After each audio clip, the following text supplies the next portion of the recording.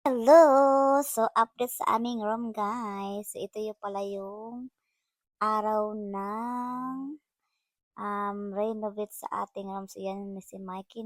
Tinanggal lahat yung mga trim lahat. And then, yung carpet backlash din. And then, pinturahan natin ng bago yung wall natin, guys. Ayan si Mikey. Then, ito yung aming new color. And then, after nyan guys, maglalagay siya ng flooring. Yung hardwood floor. Yan guys. So, hardwood lang ilagay natin. Hardwood daw yung ilalagay, hindi na carpet. So,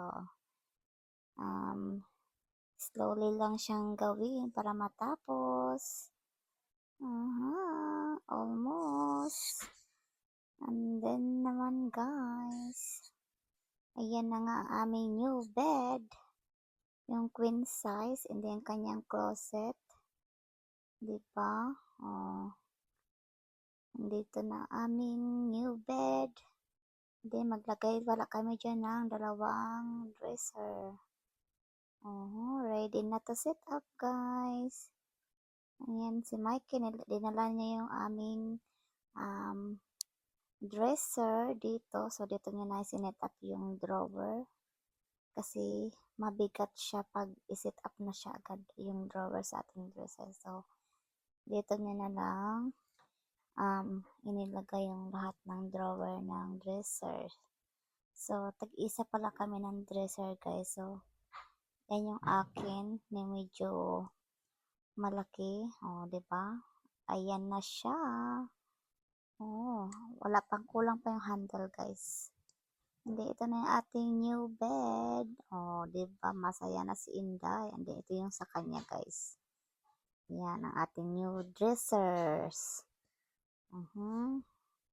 Then, may patpati pa dito. And ito yung kanyang closet. Yeah.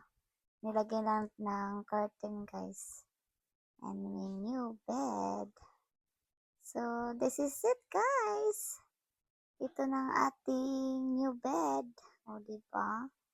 New renovate ng ating room. Ang galing ni Afam. Napaka-handyman. So, yun lang guys, and then later, I will update naman sa labas ng balcony ang kanyang next project. So, yun lang. Have a nice day everyone. Be nice and be kind. Bye!